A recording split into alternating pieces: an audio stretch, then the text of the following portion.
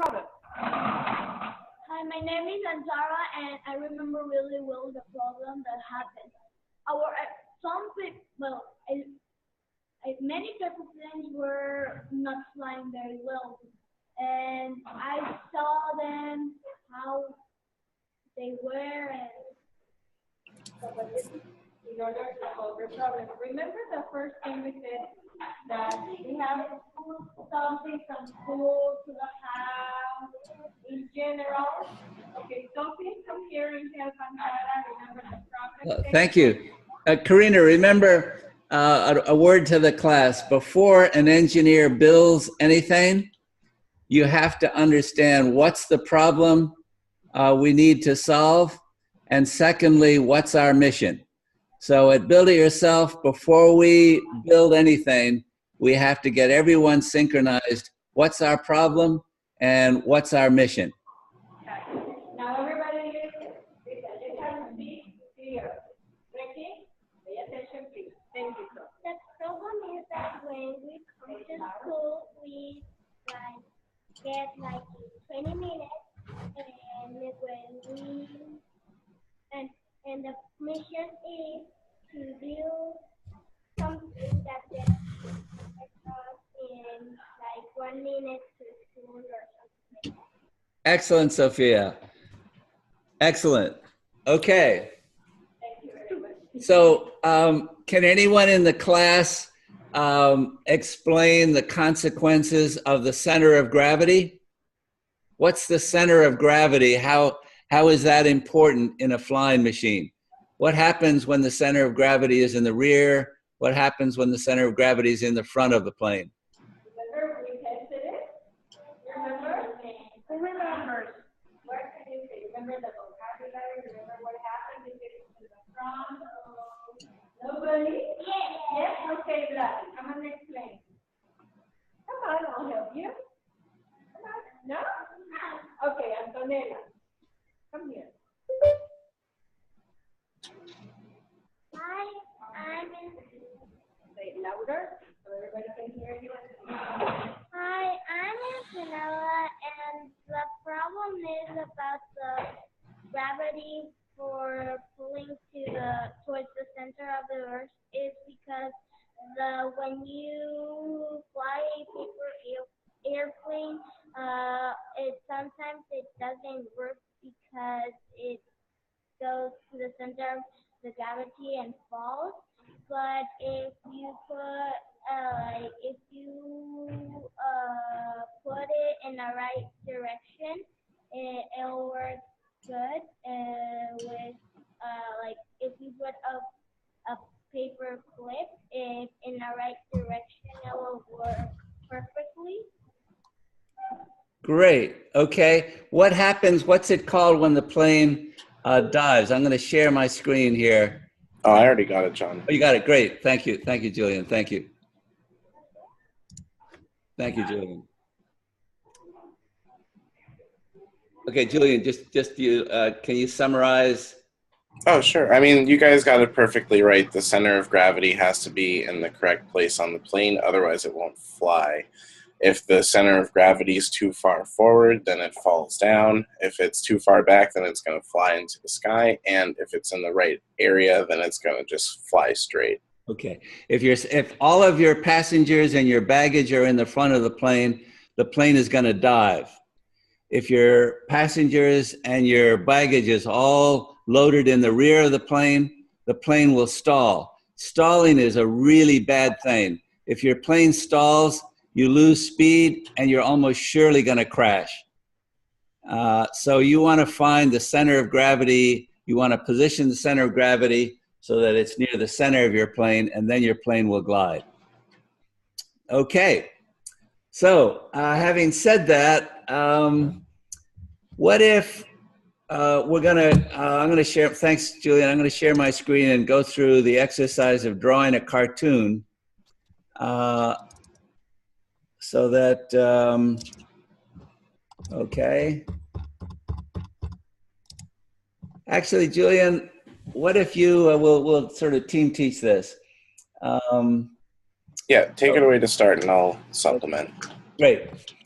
So when you're drawing a cartoon, one of the most important things is to break down your cartoon into simple, basic parts. Your projects, your challenges will always be easier to solve if you break them into simple parts. So we do the same thing with cartooning. We first start with the eyes. The eyes are very, very important in a cartoon, or in any drawing, in fact. The eyes often tell the soul of your character. So, why don't we show the first slide to illustrate that point? Okay. The very first one there, yeah. Guys, what do you notice about these characters? What kind of expressions do they have? Do they all look the same? Do they have different expressions? Do they seem bored? Do they seem like they have low energy? Or do they seem like they have high energy? A lot of different expressions and a lot of very exaggerated features. What do you think? Are they all the same? No. One is more. But the expressions in their faces. Look at that. In their eyes in particular, we're talking, first of all, just about eyes.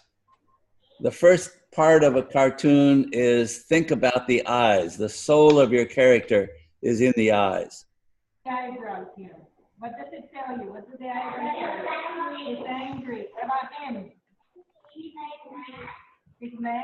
He's concentrated too, right? What about her? She's very angry. And her? She's happy. Happy. Okay, she's in love. I love it. And you can often tell that just by the eyes. You don't need anything else. Just the eyes will tell you the expression. The next thing you want to think about in cartooning is to exaggerate. So the average way is to just draw a dot for eyes.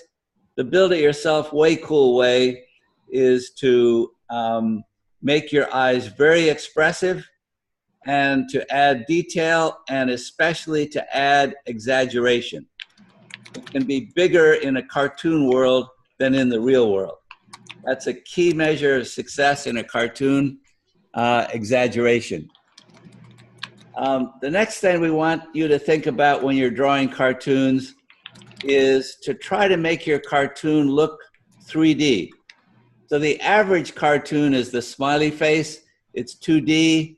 It's just one solid color for the head and no real interesting details. So in order to get the 3D effect, you can layer shapes. Notice how these shapes are just, eyes are just laid on top of other ellipses. Okay, so we're just continuing to add ellipses here to make our cartoon look more and more expressive. Notice that this nose, guys, is made just with 3 ellipses. So just using ellipses, you can make very unusual shapes. By layering simple objects on top of each other, you can get really 3D effects. Do you guys know what an ellipse is? Is this a new word for you? Does anyone know what it means? What's the difference between, and a great question, Julian.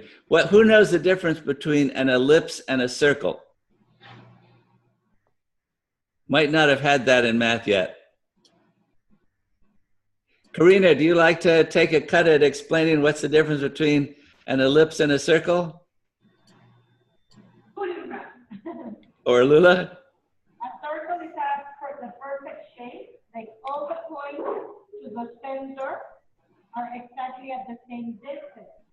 Now, an ellipse changes that and it's stretched on 2 sides. So the distance towards the center changes. You understand it? So would this be a circle or an ellipse?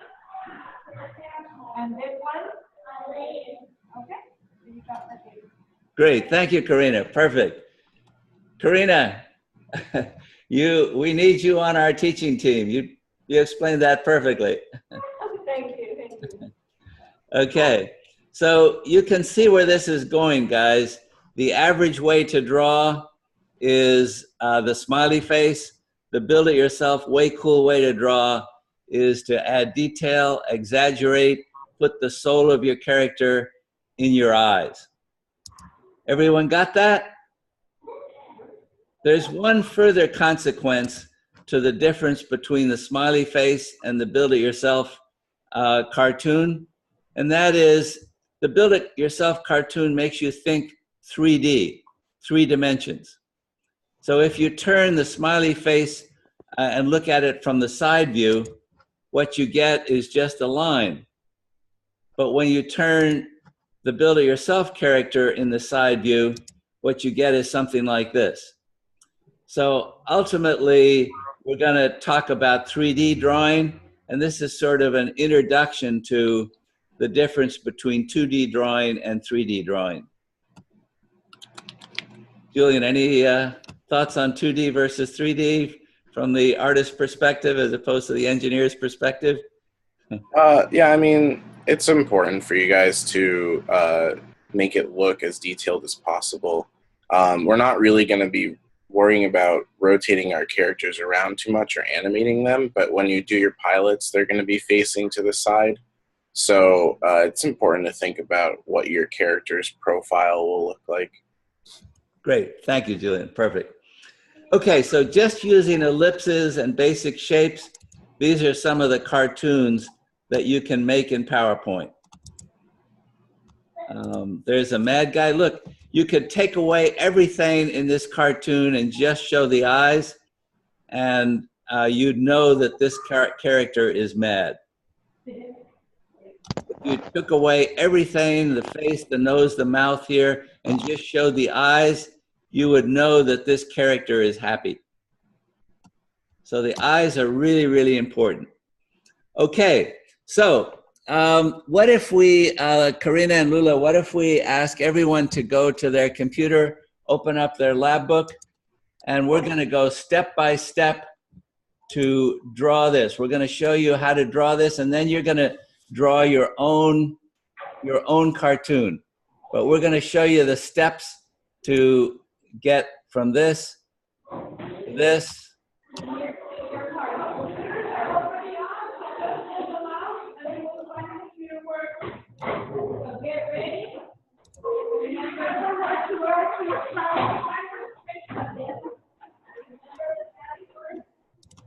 I will focus one of the screens of the kids so that you can see how they are working, okay?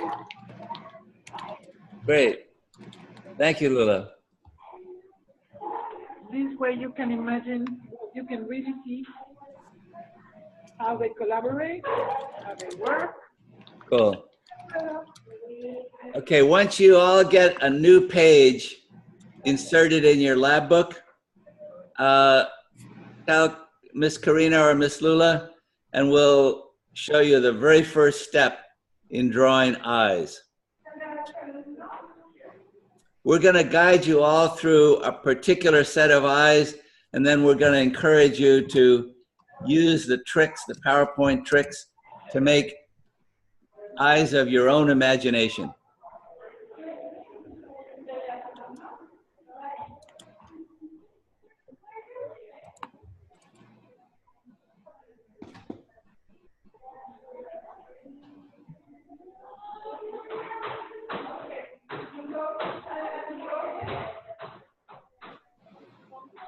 Oh, hi, Brent.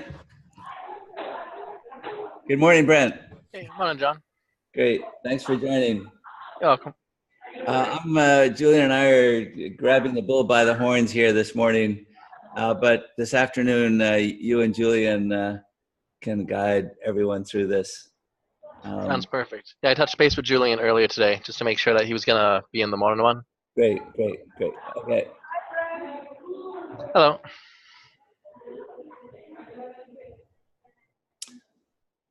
Okay, everyone have a blank piece of paper. So the first challenge is to draw a circle. The way we draw a circle is you get the home tab, you go to shapes, you look for a circle, you click on the circle, you click your mouse and then you drag your mouse down, okay? That's how you get a circle. So the first thing is, let's everyone get a circle on your page.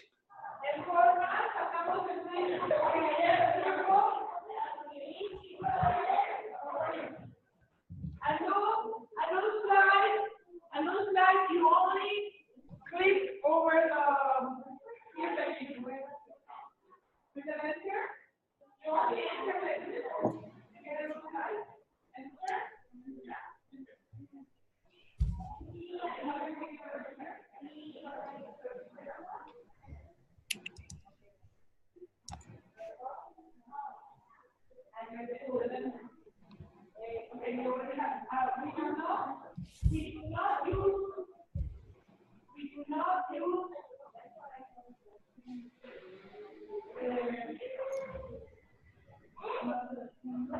Okay, everyone got this? Next step. So generally when you draw a circle, you have a default color, but we want to make it our own color. So we're going to go real quick. There's fancier ways to do colors, but we're going to do the real simple way. So the way to get this to be white is you click on the circle. That means you've selected the circle. Then you go to the paint bucket and you fill in a really light blue. And then you do the shape outline and you turn that to black. And voila, we've turned our green eye, or that whatever default color your PowerPoint is set to a an eyeball. Okay, very good. Remember that you already know how to make the color. Remember, right button? However you like it. You just follow the process, but you just create. You can choose your own colors, just as Lula and Karina suggest, to make it your own eye. Ultimately, guys, you'll have a chance to experiment with colors and shapes. We just want to get you the basic drawing tools first, so you'll be in a position to make your own wild characters, cartoons. Okay, next step. So we've got this. We're gonna add some detail now. So we're gonna do, just using circles or ellipses, we're gonna draw, I think this is called the pupil of the eye. The iris. Okay, so we're gonna draw another circle and we're gonna color that dark blue. And you can make the shape outline black if you like. Now this one, guys, you can feel free to color it however you want. Don't feel like just because we're coloring it a certain way, it has to look a certain way. Cartoons are in a realm of fantasy, and therefore you can do just whatever you guys think looks good enough. Thank you, Julian. Use your imagination when you think you're ready. When you got the basics down, then go wild, just as Julian suggests. Okay, so I assume you've got a second circle. If you do the first one, it's really easy to get the second. Now we're going to add another circle to highlight. This is going to make your eyeball look really 3D.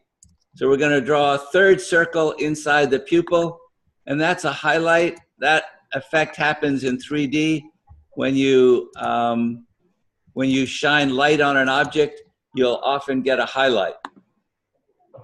So this is like ultimate detail, guys.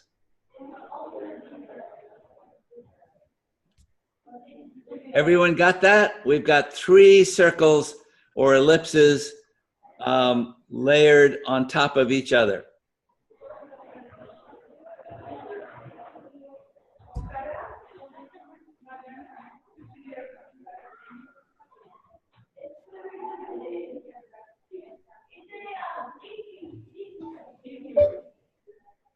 guys, remember too that just because John's example has the shapes in a certain place, you guys can put them wherever you think feels right to you too. Cartoons are all about experimenting. So if you want to move the circles around in the eye and make it look to the left instead of the right, or wherever you want it to look, feel free to try that out.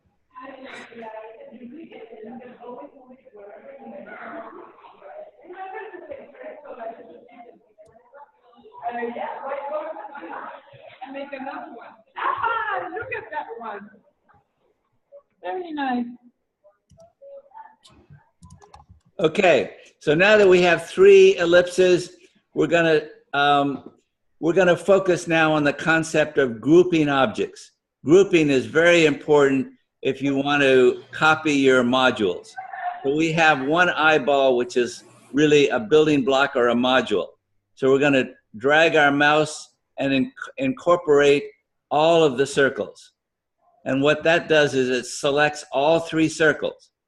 Then we're gonna right-click on one of those circles, right-click on one of those circles, and then we're gonna group it. Now instead of 3 objects, we really have 1 object. And we can take the corner of this and we can start to do what Julian said. We can start to really play with this in fun ways. If the object is grouped. You don't want to deal with 3 individual discrete ellipses. It's easier to deal with 1 object. So in order to group, guys, let me just say it again really quick, John, just in case. Yep. You want to select all of the objects that you have. So if you have 3 circles, you want to drag and select all 3 of them on your screen. And after you have all 3 objects selected, you'll right-click on one of them, and you'll see the word group. You can put your mouse over that and click on group, and it will make them all into 1 object. Thank you, Julian. How are we doing, Karina, Lula? Everyone getting to this point?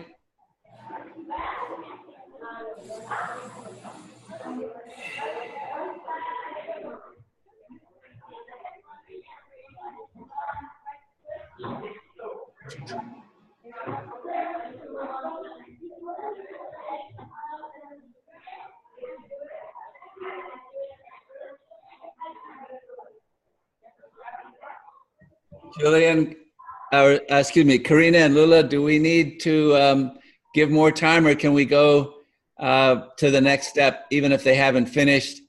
We'll just guide them through these basics, and then they can start to make their own cartoon. Yes, we can go. We're just going to be sure everybody has it. I think everybody has it. Yes. Okay, great. So the next deal, guys, is we only have 1 eyeball, right? It's the one-eyed bandit. We want 2 eyes.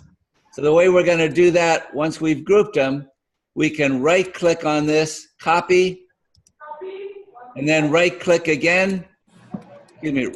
Right-click again and paste. And now you have 2 eyes.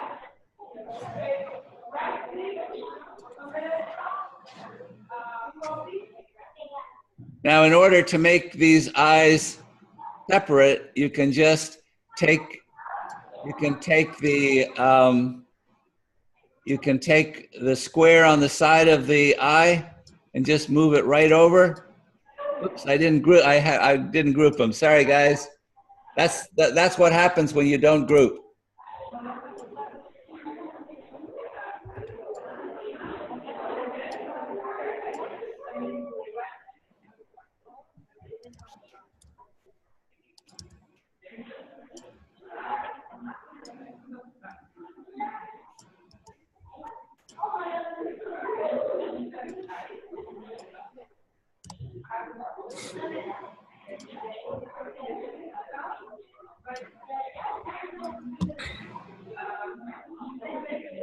Hey, that's very cool. Okay, now we're going to show you just a couple more things to get ready to make this alien in your pilot. If you watch, I'll go real quick. Now that you know the basics, you should be able to follow this, and then you'll be in a position to make your own cartoon. So we're going to use what's called the curved line tool to draw the head, and that's this symbol right here. in shapes, and we're going to draw a head. Okay? Remember, exaggeration in a cartoon is really important. Be fanciful. Okay, when every time I clicked, it drew a curved line from one point to the other. And then I double click at the end and we get a full shape. I'll do that once more. John Lula saying something. Oh, sorry, Lula. Please, wait a second. Everybody, attention, please. I need your attention. Turn around. Ready? Please turn around. Turn around. Okay. You're gonna make the face of your alien, but please pay attention to John or to Julian or to Brent. You have any questions, Elena? Wait a second. Don't worry. Just pay attention, and I will come to you and help. Okay, let's go there. Okay. The idea here, guys, is that we're going to go over the basics, and then in a minute, you guys will be able to do whatever you want. And if you want to improve or change your alien, feel free. You'll have the time, so don't worry. Great. So I'll go through real quick the last steps, and then you can experiment. I think you probably have a good. So we're going to use the curved line tool here. The curved line tool draws perfect curves every time you click. So click, click, click, click, click, click, click, click, click, click, and then double click right where you started in order to fill the shape in. Whoop, I moved my mouse a little bit there. So I'm just going to right click on this, edit points, and I'm going to make this point here go right to this so that it's easier to fill in. Okay, so then I'm going to color this really simple. We won't do gradients just yet. And then I'm going to do the outline in black. Now notice that this head is on top. So this is the whole concept of layering when you're doing computer graphics. So we want to put this in the rear. In order to put this behind the eyes, we right click on it. Excuse me, guys. Right click on it and bring to back. Al frente or al fondo, no? Okay. Voila, now we have a shape. And we're going to use that same curved line tool to draw a mouth. So if we do a mouth like here, bing, bang, boom, I'm just clicking every time. Boom, boom, boom. And you can just, play with this a little bit. And then end it right where you started it, and you'll get a mouth. And let's turn that red. And we'll make the outline shape red also. And there's your cartoon. Okay, so real quick, what we want to do with the cartoon then is we're going to group it. We're going to group it and then we're going to shrink it so that it can be printed out for a pilot for your plane. And then we're going to do something that relates to symmetry. Instead of the curved line tool here to draw the cockpit of your plane, we use the straight line tool. It's the same idea as the curved line tool, except for it does straight lines. Click, click. This is the cockpit, guys, for your paper airplane. Click, and then double click over here. Okay, and let's make this a shape fill really light. And then let's bring it to the back. And that's the cockpit for your plane. Now we want to make this go on both sides of your plane so you can see it from the right side or the left side. So we're going to group this, group it, and then we're going to do the same thing we did with the eyeballs. We're going to copy, and then we're going to paste, and then we're going to just move this over here. And now we have a cockpit ready to be cut out for your airplane. It should be about this size, guys, in order for it to fit on your airplane. This is where we're headed. We're making an airplane with a pilot on it. Got that? And this is going to come out of your plane. So you just insert that right in the paper airplane, and your paper clips determine your center of gravity. So you can control how your plane flies with the paper clip, and it'll have a pilot, which will make it look real cool. If you have time and interest, you can start to make graffiti name or decals for your plane, rocket fire. You can add lots of decorations to your plane. Okay, guys, you're on your own. Okay. If you have any doubts, you can come to the microphone and ask Ellen or Julian or Brent for help. Yes, I'm coming.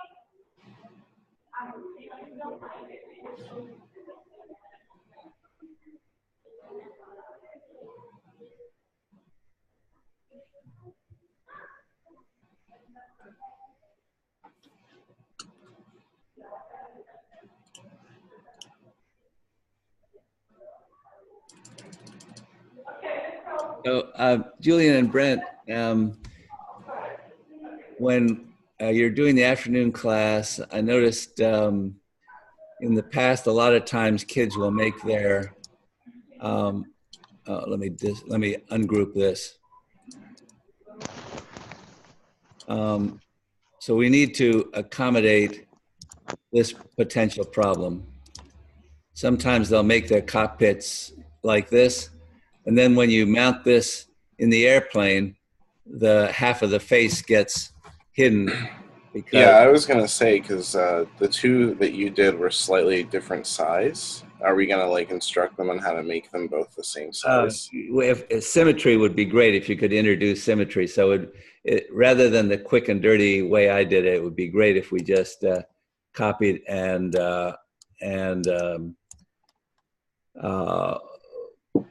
what do you call that? It's translate in the horizontal direction. Yeah, that would be a better way, Julian, to do that. Do what I did, because what I did is eyeballing. Right. Okay. Yeah. Okay, but the important thing is that they make their cartoon at the top of the cockpit, so that when you put it in the plane, the cartoon shows up. Sure. I have a suggestion on the trapezoids in the background. Yeah. What if it was just one large trapezoid? They just, like Julian was saying, do more symmetry. We can just fold it down the middle. Ooh, So if it was one item, if you extended it, it would be symmetrical by default. Great idea. I love it. Let's try that. Granted, they might have to make like a triangle cut in the middle if they want, one side not to be flat. It might be easier. Yeah. I like that idea, Brent.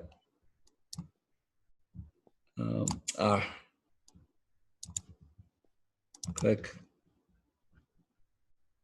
Click. Click. Click. Something like this, Brent, you're thinking. Along that line, but there's actually a trapezoid tool. Oh, there's a real trapezoid tool. Yeah, and it guarantees symmetry if you fold it on the center point. Yeah. Nice idea, Brent. I love it. Thank you. You're welcome. Oh, that's so much easier. Hey, Brent, brilliant. Thanks. Julian, John doesn't realize the dangers of building my ego too much, though. Those praise. This is great. I love it. Yeah, that's what we should do. Less is more. Less is more.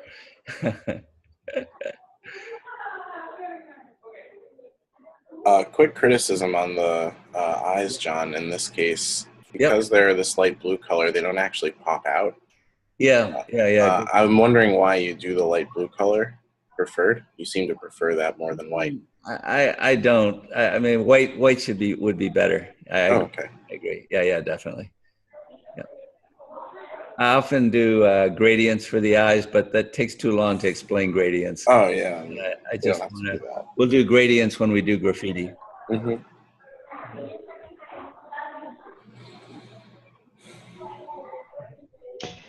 Hey, hey, John, how old are these kids? I'm not sure. Lula, I think they're 9. It's the 3rd grade, so 8 or 9. Yes, third grade, 9 years old. Mm-hmm. Oh, 9 years old. Wow. Impressive. So on the level, I know one of the questions Liz asked Ricky was about levels. I think certainly you can group by ages if you like, but sometimes age doesn't necessarily map to ability. And then the other thing is that sometimes a 101 course is required before you can do 102. So in some of our courses, you really need to do the 101 course before you can do the 102 course. Ah, right. Mm-hmm. Thank you.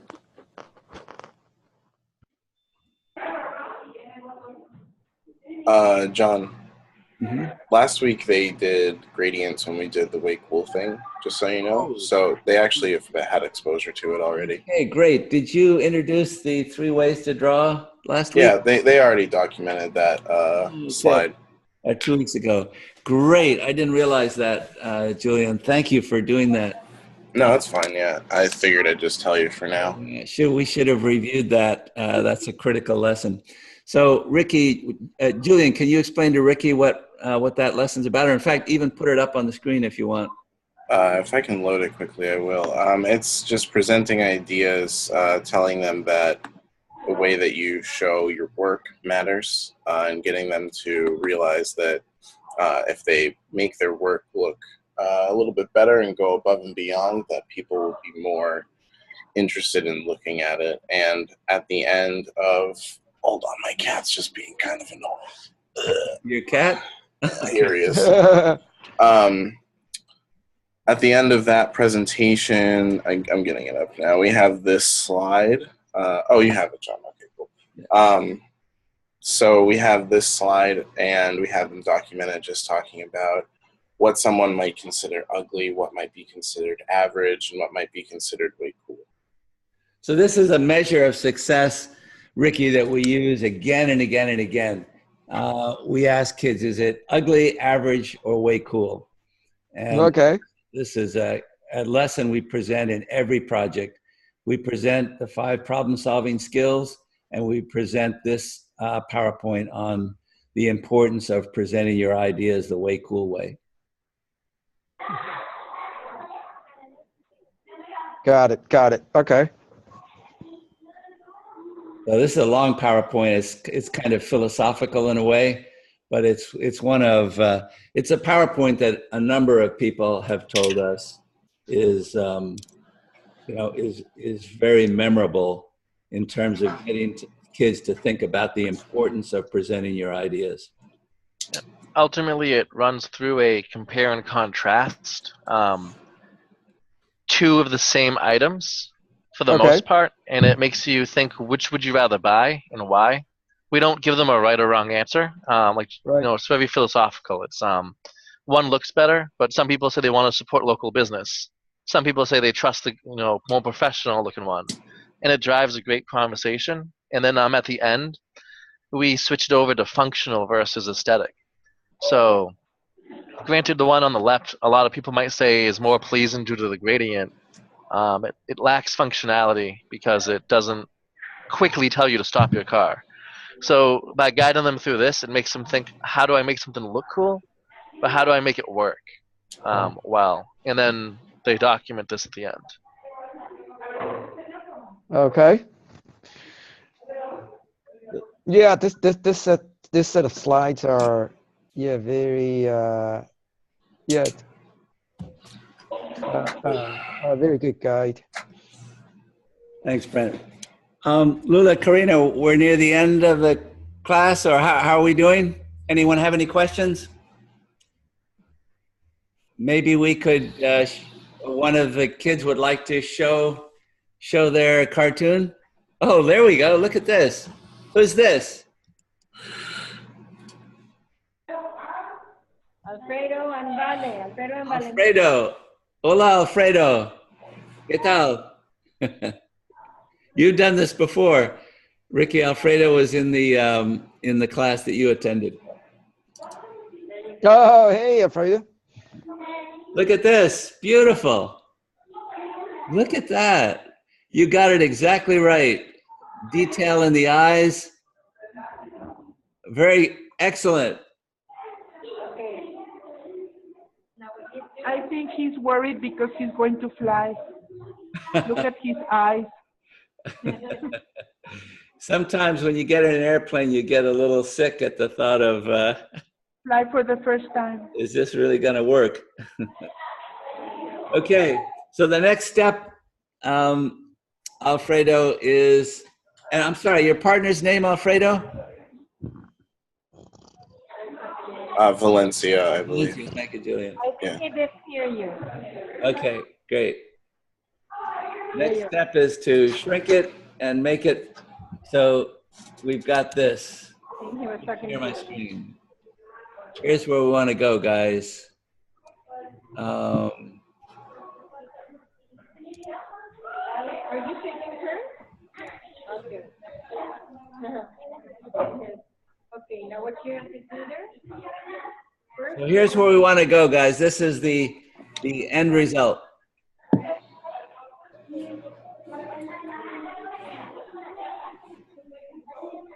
John, you might want to just leave this on the screen. Yep.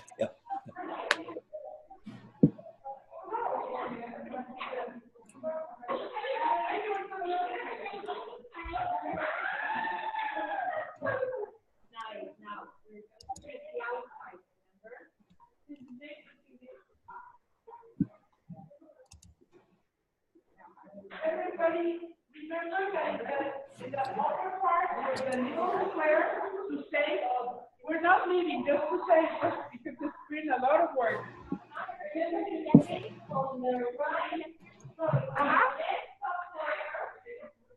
Let me show you. Vladdy, can you see the other screen?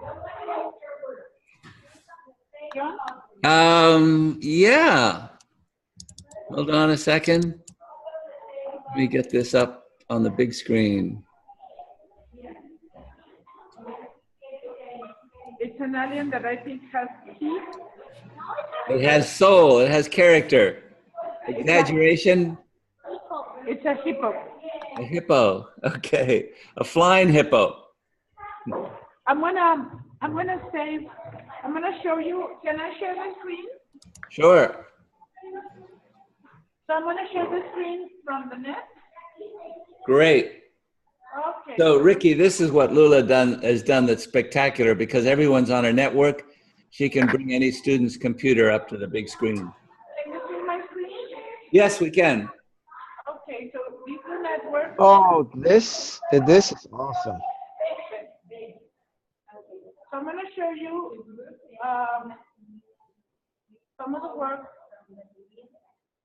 These are all the projects from the net. We have the servers. And so where is this is Antara's and Mariana's.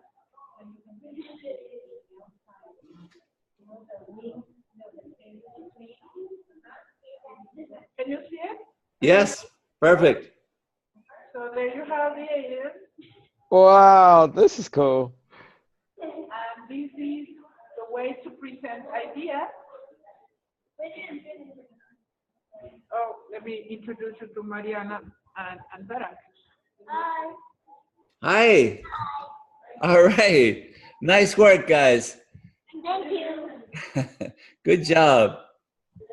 Let me show you another one. Oh, I'm gonna show you. What did you, okay.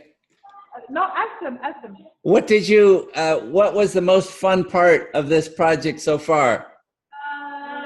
The alien. Drawing the alien? Yeah. All right, cool.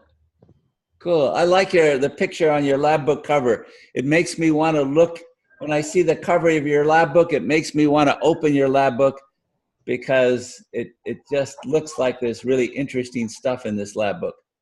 Thank you. Let me show you another one. Sophia Oh. and Regina come. This is Sophia's and Regina's project. Okay. As you can see, Ricky, there's not one mind the same. This is, can you see Sophia and Regina? And this is their alien. Whoa. Whoa! Woohoo!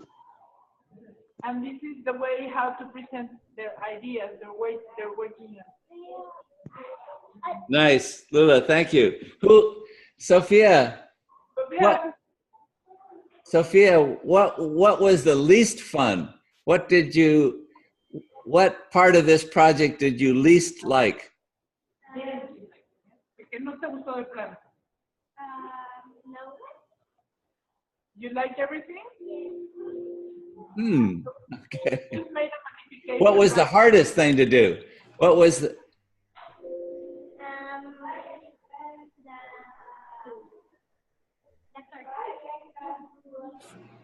The cartoon was the hardest. Okay. And what do you think was the most valuable lesson? What was the most useful trick that you learned?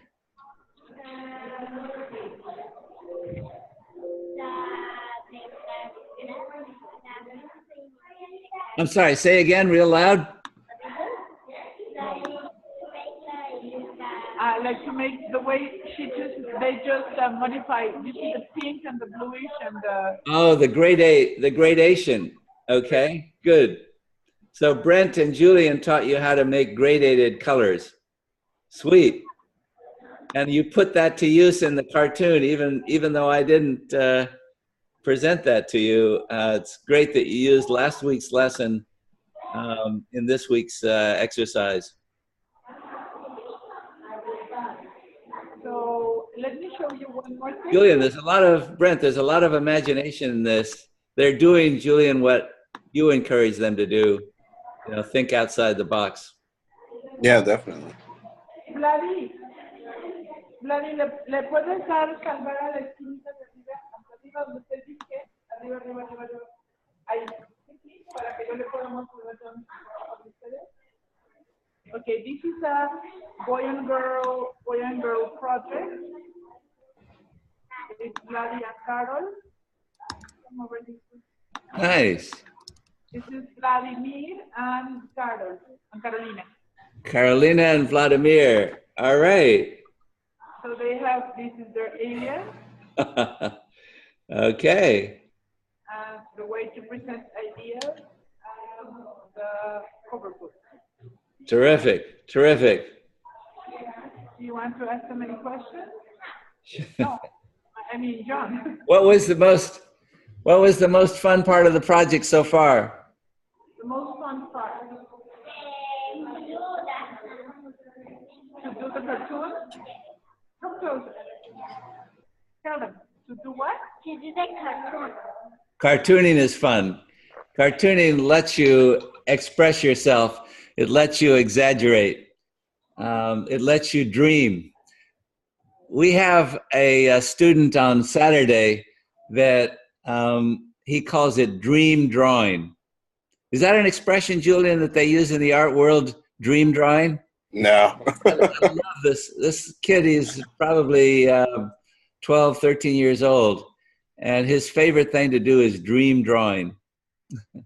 So this is like dream drawing. There's no other character in the universe that looks like this. It's your own dream. That is so cool. So well, you were able to see 3 different samples, and as you may see, everybody's in the lab book, but all of them are different. Yep, great. Thank you. Okay, Lula, terrific. That was a great tour of the results. Thank you. So all students are there. You can notice they're working. The teacher always assisting the group, and the teacher always helping them to understand. And so Great. They work in teams of 2 or 3. Ricky? Okay. Almost never does a kid work by themselves. When we do memberships at home, you know, sometimes kids will invite their friends over to work together. Right, right. And we try to encourage when we're working in the membership mode at home, for when there's a question, that rather than Julian or Brent or one of the TAs answer, that they try to help each other online answer the questions. So any time we can promote teamwork, it's one of our 5 problem-solving tricks. Right, right. We try to encourage kids to work in teams as much as possible. So if you have like physical handcraft type of work, then it will be easier for the kids if they're all together in the same room, right? Not necessarily. I mean, the class that you saw on Wednesday night, they're in their own rooms, and they're working on a physical project. So, so what type of activities will you have the kids work on as a team when they are all in different homes? Oh, so what we try to do is, when there's a question, we often will ask one of the members to answer the question to help bring their teammates up to speed. Yeah, we'll say something like, "Hey, Miguel, we saw that you had this in your code. Would you mind showing Adi how to do that?" Oh, okay. Yeah. Okay. So that's basically what teamwork is all about, helping each other out, right? Right. Learning from each other. Yep. But we can do that when they're in their homes. Well, we've done it with the chain reaction machine, or the catapults, I remember. Yeah. When Sophia had a really good catapult, we used it as an example for everybody else. Okay.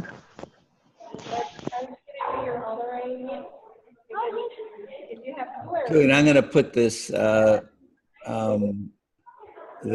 cockpit back up, because I think some of them are getting to the point where they need to think about the cockpit so that it fits in their plane. Yeah.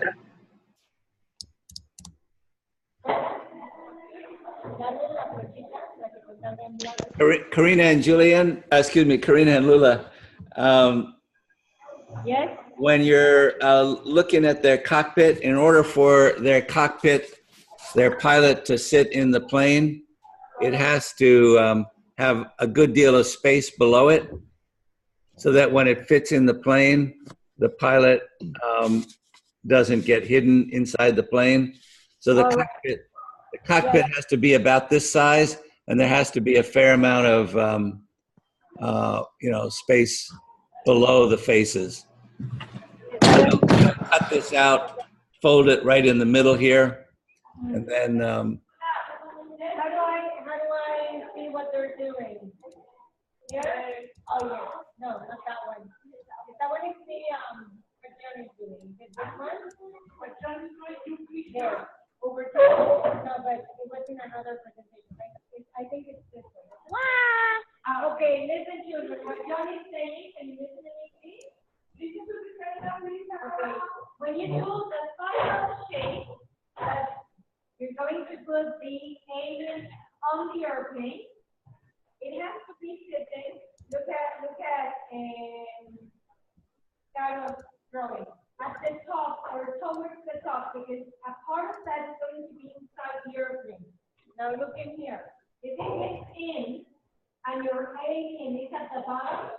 It's going to be inside, and you want to see all the things out here. You see? You understand what I mean? Now look at the screen. Look at the screen. Just move this up. If you leave it here, it's going to hide. You won't see the mouth and part of the face. Right? Okay, so move the alien. You click on it, and then you move.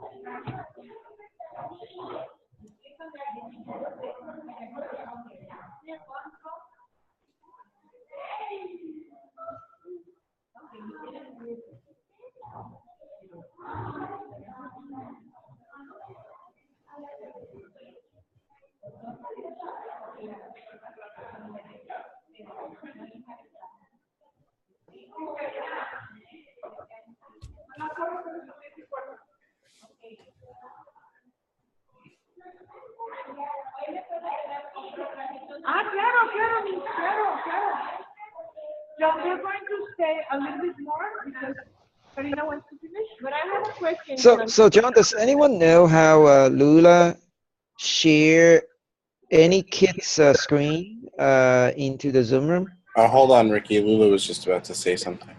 Oh, okay. Sorry about that. Hi, Karina. I remember there is a tool or a way to just make it like double it, but exactly symmetric. I remember we did that last year, but I don't remember how. Instead of doing it with your hand, is there a tool where we can say just like a mirror? There's a mirror or something. Yes, yes. Mirror is the right word I was looking for before. I don't remember where to find it. Yeah. Let's see. Let me hunt for it.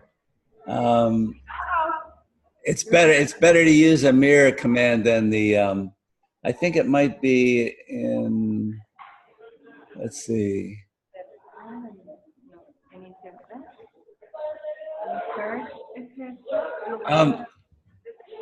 Karina, Brent had a really great suggestion to deal with that. This is not the mirror command, but it's another really quick alternative to get symmetry. If you go to shapes and you scroll down, you'll see a trapezoid. Okay. If you use the trapezoid, that's this shape right here. And that effectively will make symmetry. Okay. So if you just use that trapezoid, that's one way of getting this to work. Brent, Julian, can you fish around to see if we can find the... Yeah, I'm looking now, but I don't know if I'll be able to find it. Yeah, guardar, and then continue with your next page. There's one for each of you, remember? One for each. You're going to do two airplanes.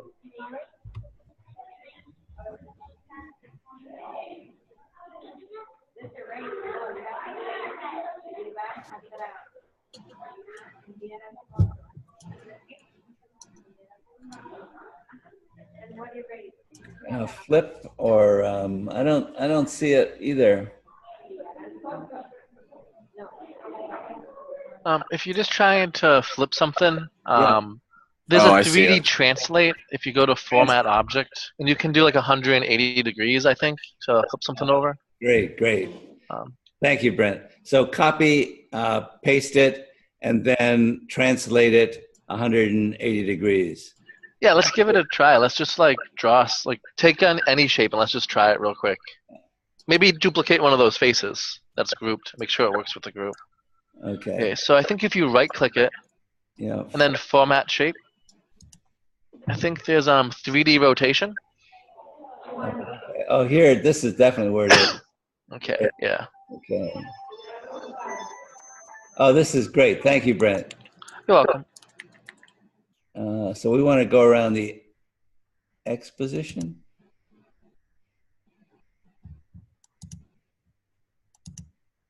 Oh, it's hard to tell with this because I got a bad shape here. Well, you'll have to do 180 no matter what on something. I think it's going to be on the Z. Okay. Format shape. Next week we'll present this.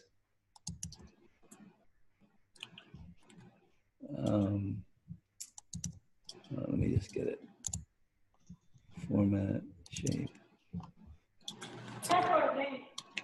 I just remembered. I just remember how to do it. Oh, okay, Karina. Good. Thanks for troubleshooting with us. I think Brent got it also. If you right-click on the group and then format, and then format shape, and then scroll down to 3D rotation. I know each of the PowerPoints versions are a little bit different. There's another option that just says to rotate next to, well, where you have the take to the front, bring to the front, take to the back. There's one that says rotate. Oh, okay. You 90 degrees or something like that. It's really easy. I found it. Yeah. Great. Another one for you. Each of you is going to do one. Because when we print it and you make your airplane fly, the one pilot is going to be, well, the same pilot. You have to look at him this way. Oh, I don't see that command. You don't see that? Let me see. Well, you might have a later version of PowerPoint than I have. Maybe that's it. Because I don't see it in your screen. If you've got it on your PowerPoint, that's great. I don't see it in your screen, though. Yeah, it's probably the same trend as what you suggested, but just a different way of accessing it. Yes, I think so too, because it's the same little thing. Thank you. Yeah, the only way I looked it up, the only way to do it is what Brent suggested, which is the 3D format. And then you do it along the X, you do 180 on the X-axis. However, it doesn't exactly look the same once you do it, at least at my end.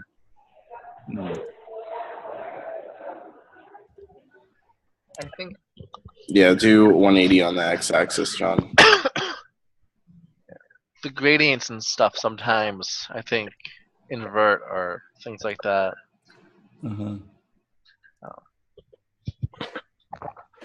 Yeah, I had to format, shape, 3D rotation, and then just do 180. Just type it in. You can just type it in.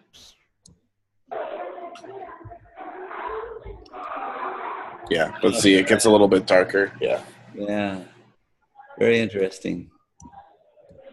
A way to fix that might not be great in the pipeline would be to export it as a PNG and then mirror the PNG. That way it's not relying on gradients or fill colors. But that's an extra step to explain to a class might be. If they have a flip feature that doesn't do that color change, that probably is dramatically better. Less clicks. Yeah.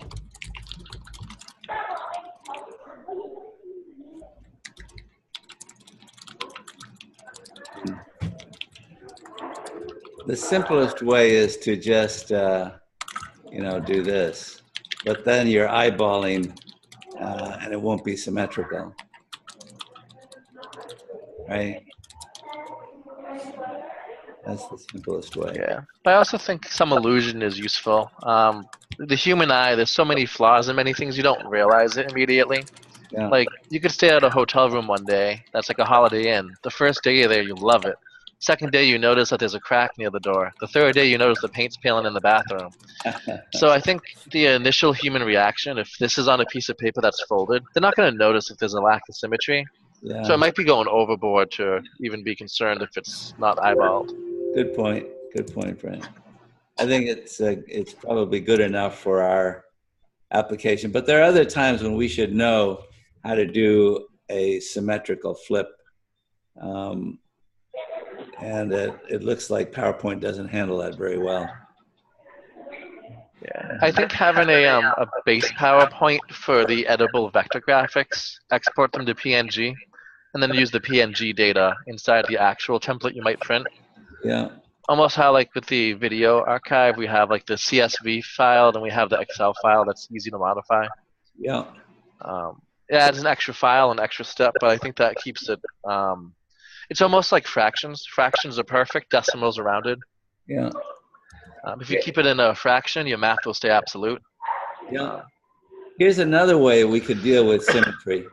What if we draw a rectangle and then Control C, Control V, put that rectangle here. Now we can say, take this, whoops, Control C, Control V, and then just fit it in the rectangle, and we'll know it's symmetric because that's the rectangle that's a way of doing it too, huh?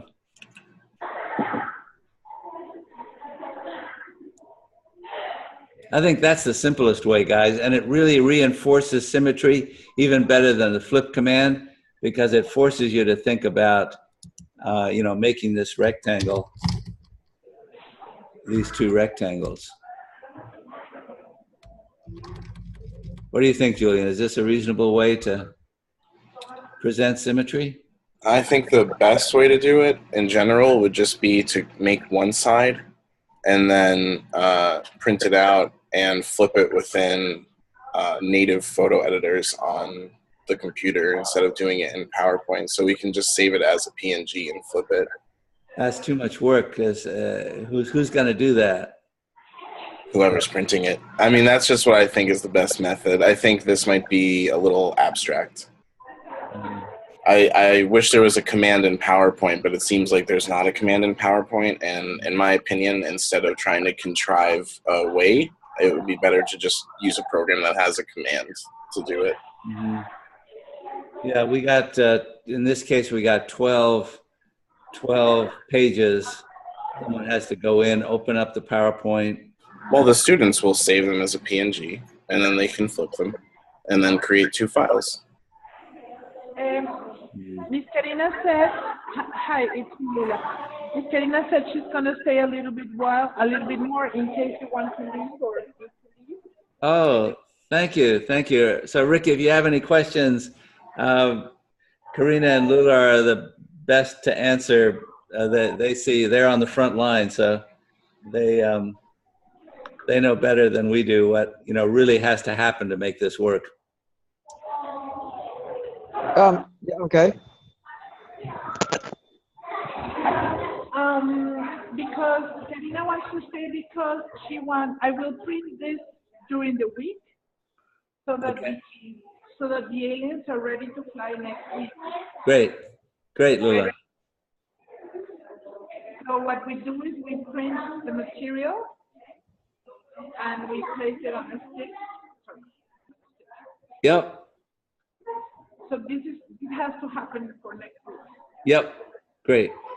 Lula, if you don't have the sticks are nice because you can use them to experiment with center of gravity, but we can just use the paper clip to do the center of gravity and then just have without the stick. It'll work just as well.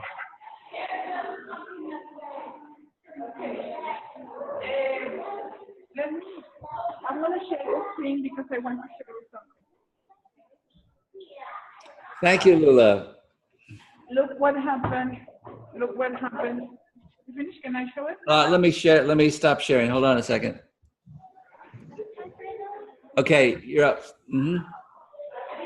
Okay, let me show you. Patricio, I want to show Patricio. Can you say it? Okay, let me show you what you saw a while ago and now what they see. Nice. Brent, they used Brent's idea. That was brilliant, Brent. This is really nice. This is dream drawing, definitely dream drawing. Okay, let me show you another one.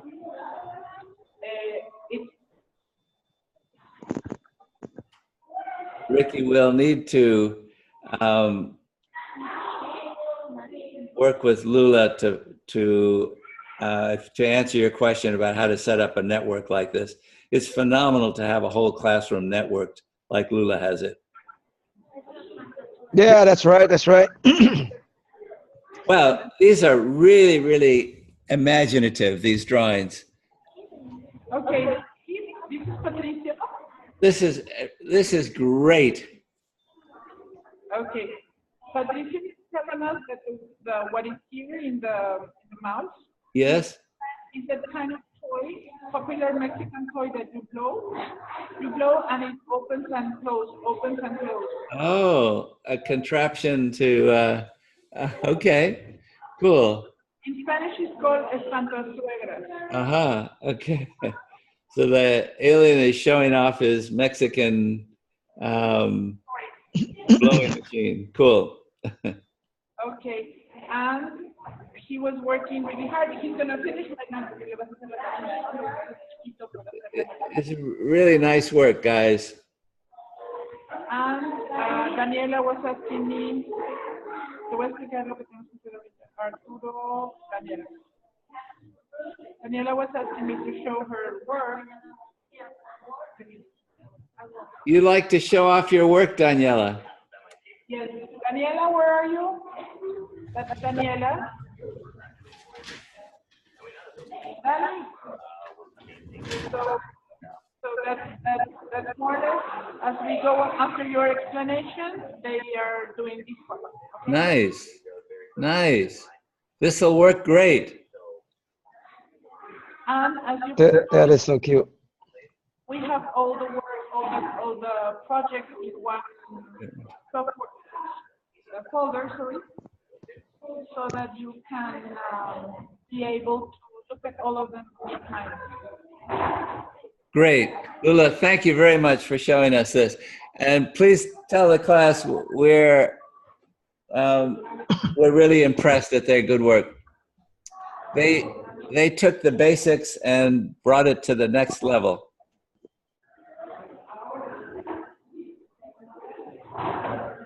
Their characters are definitely more imaginative than mine.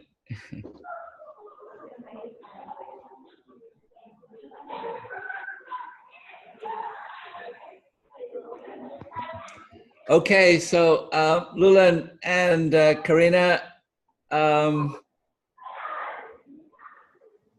we all set?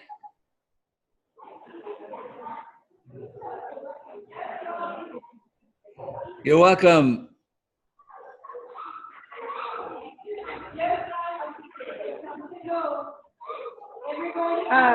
So Mrs. Karina says it's time to go.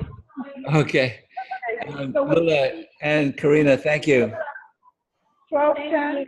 Thank you very much. Did you see my earring? Your earring. Oh, what is it? It's a coin. Oh, it's a fantastic. You got that earring from Veronica, no? Yeah, Beautiful. Veronica. Beautiful, Karina. I love it. Paper Veronica earring. gave me material, and yesterday I built earrings. This is a ruler, a teacher ruler. Okay. That is Karina's explain. Nice. For me. Veronica found those in a in a store somewhere. Nice. Okay, Karina, thank you. Pleasure building with you guys. Have a good week. Stay out of trouble. Do your homework. So Ricky, as you can notice, this is the day-to-day. This is fun, noisy, active. That's life here. Yeah, it's good to be a kid. That's what I say. I wish I were a kid.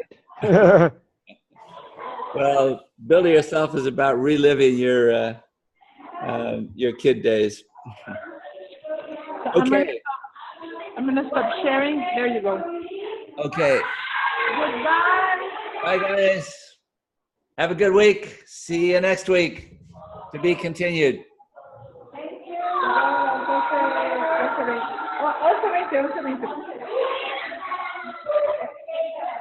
The next class is 12:20. Okay, 12:20. So we got about an hour, Brent and Julian. And Okay. I have to run an errand, so I'll try to join, but I might be a little bit late. Same, but mine's real quick. I'll definitely be on. Okay, good. Okay, Ricky, any questions before we adjourn? Oh, that was wonderful work. Thank you. I'm so surprised that 9-year-olds can do such good animation, or cartoons. Mm. And they're all very different. and they're all different. That's a key observation. It's not a cookbook. I mean, it's presented as a cookbook, but as Julian said, you know, we want to encourage them to take it in their own direction as soon as they know the basics. As soon as they build the basic module, then you're in a position to edit. You're in a position to execute your dreams. Yeah, that was wonderful. Thank you. So the way that Lula was able to show a kid's work to us was that she had all the kids' computers sharing a folder, right? A common folder. Yeah. Yeah. Got it. Okay. Yeah, that should be easy to set up. Yeah. That's a good idea. Yeah. But she has it organized really well. I mean, her network is especially good. So we can set up a meeting with Lula so she can give your IT people some advice on how she did that. I was the one who built it some years ago, so I can explain to you because I was the IT people. Thank you, Lula. Okay, great. So Lula is a master at this, Ricky. If you get Lula's time, you're really lucky. Oh, wow. That would be great. And because I wanted to create new and more creative projects, my school gave me the permission to hire somebody so that they could take that space and I could all focus on being more creative, doing work. Mm-hmm. Right. So your school hires an IT person? Yes, we hired an IT person 3 years ago. Mm-hmm. 4 years ago. Before that, you were doing it all. I remember that. Yeah. I did that for 20 years. Yeah. For 18 years approximately. So then I trained him, left all the projects to him, and he. Cool. Ah. So I can tell you what I did, well, we have a Microsoft server. Mm-hmm. You have a Microsoft server? Yes. Got it. Well, with the Surface computers you bought, Ricky. Yeah, right. Okay. Lula, it would be nice if you and Elena have some time. We could try to schedule a meeting with Ricky because, Ricky, you were asking earlier, how do schools promote this program in a way that attracts families? And I think Elena can give you good insight into how she uses programs like this to differentiate her private school from other private schools. Yes. Well, that's right. Mexico has 32 states. In the state of Veracruz, where we live, this is the only school that works with a makerspace. Mm-hmm.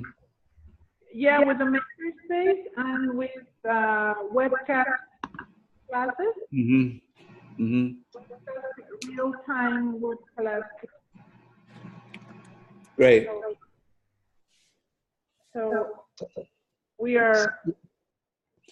And I understand, Lula, that your whole philosophy of teaching English is based on teaching English through project-based learning.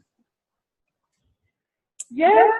Well, it started in the grammar way, but then we changed into what is called the whole language.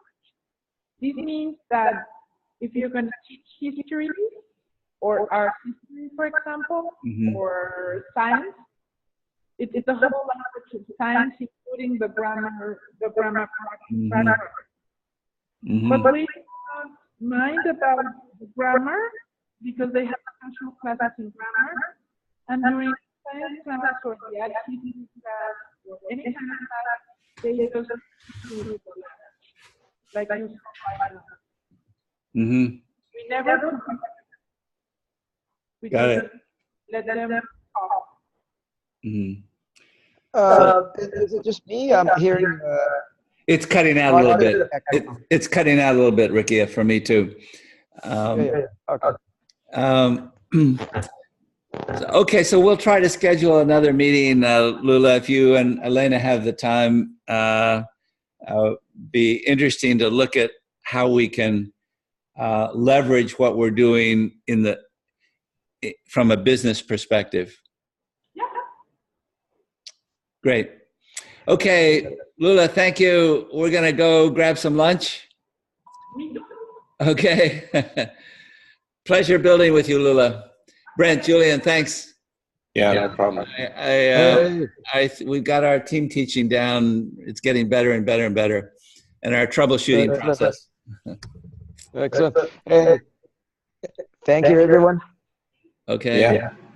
Okay, Ricky. Good night. It's a little See you bit guys late later. there. I'll talk to you. Bye. Take care. Yeah. Bye. See you guys soon.